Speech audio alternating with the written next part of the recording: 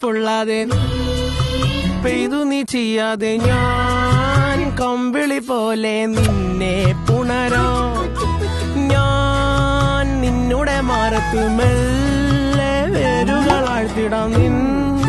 ഹരിത പരവതാനിയാവാ കാലം കൂട്ടുനിന്നില്ലെങ്കിലും എന്നെ പറിച്ചെറിഞ്ഞാലും വീണ്ടും പടർന്നു കേറിടും ഞാൻ കാലം കൂട്ടുനിന്നില്ലെങ്കിലും എന്നെ പറിച്ചെറിഞ്ഞാലും വീണ്ടും പടർന്നു കേറിടും ഞാൻ എന്തിനി വേഗം ഇത്തിരി നേരം